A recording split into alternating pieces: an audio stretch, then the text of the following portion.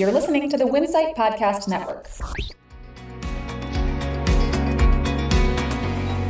Rite Aid could be forced to close up to 500 locations. Retailers might be looking to boost candy sales this Halloween, and Amazon has made a big investment in artificial intelligence.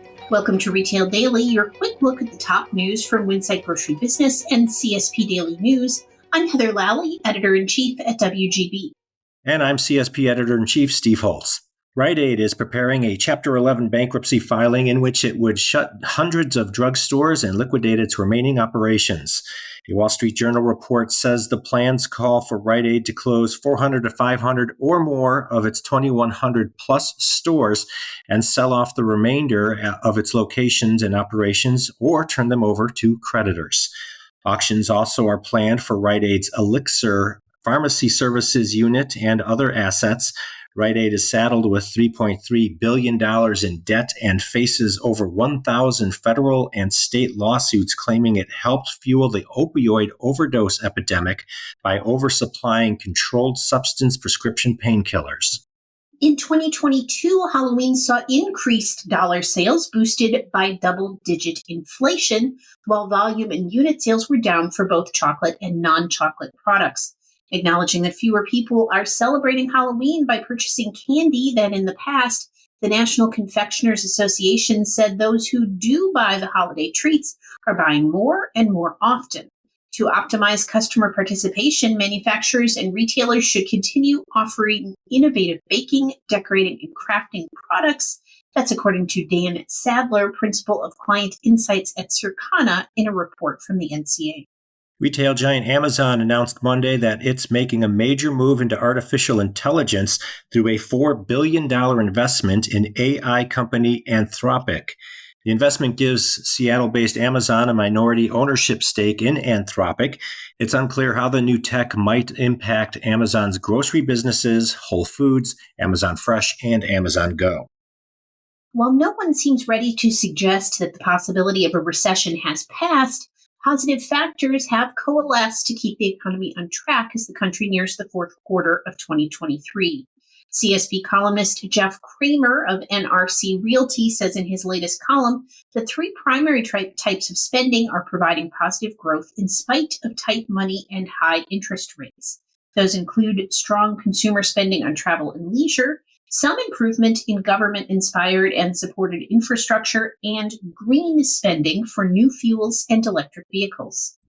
Aside from AI, perhaps no topic generated as much buzz at Grocery Shop 2023 as retail media. dunnhumby America's president Matt O'Grady told WGB he's never seen something grow as fast as digital retail media in his 25 years in the media sphere. Meanwhile, Hy-Vee Red Media president Jason Farver explained how the grocer's new retail media network will demonstrate its unique value proposition to CPG partners. Also, Albertsons Media Collective Vice President Claire Wyatt discussed the company's contributions to developing a retail media standardization framework, while Bobby Watts, the new Senior Vice President of Retail Media at Ahold Delhaize USA, shed light on the growth of AD Retail Media, the food retailer's nearly year-old retail media arm. Convenience retailer H&S Energy is leaning into digital ordering with a goal to grow online sales tenfold at its stores in California. The retailer announced this month it intends to grow its proprietary online ordering and delivery program to $10 million in annualized sales through 2025. H&S Energy originally launched its online ordering and delivery program with Vroom Delivery in 2021. The program has since surpassed $1 million in annual sales and is approaching $2 million. The company's goal now is to achieve $10 million in online sales through a combination of organic growth from marketing, new store launches, and adoption of new Vroom Delivery digital commerce offerings. Heading into next year, grocery retailers can expect to make ongoing price investments to help customers grapple with a difficult consumer environment. Wall Street Journal retail analyst Karen Short made these comments at Grocery Shop. Grocers will need to work hard to balance margin protection and price relief for shoppers, she said. The market also will see a number of Americans on SNAP benefits rise even as monthly payouts have fallen. Relaxed inflation, too, isn't clearing up a cloudy economic picture that likely will make 2024 a challenging year for many retailers. New proposed legislation to support maternal health could also double the federal tax rate on cigarettes. The Care for Moms Act, introduced this month, supports the maternal health workforce, promotes access to prenatal and postpartum care, and provides resources to mothers.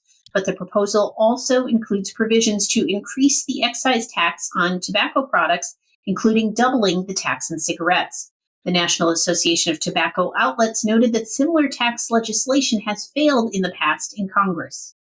The national average retail price of regular grade gasoline climbed 6.7 cents per gallon during the 2-week period ending September 22nd to hit $3.98 per gallon.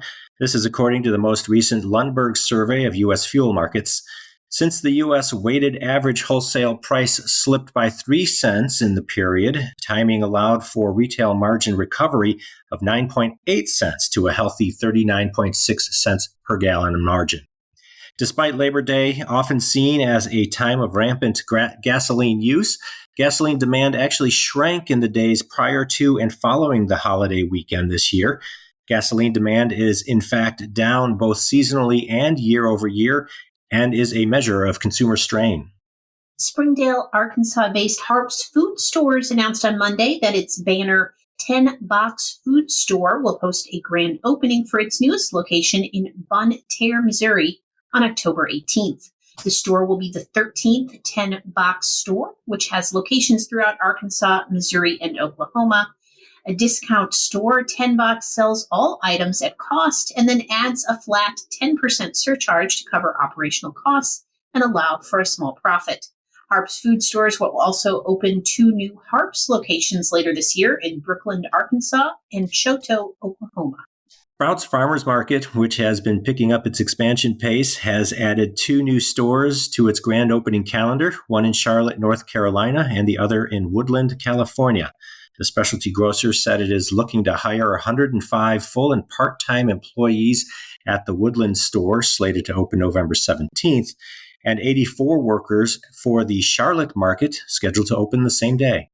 A survey of convenience store retailers shows most agree with a recent Casey's General Stores survey finding that, among other things, 44% of U.S. adults would eat breakfast more often if pizza was on the menu.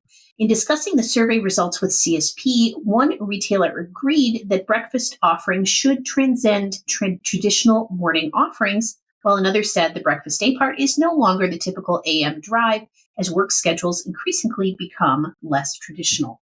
Shell hopes to introduce its recent fuel innovation to a new generation by opening its newest stores in an entirely new market, the world of online gaming.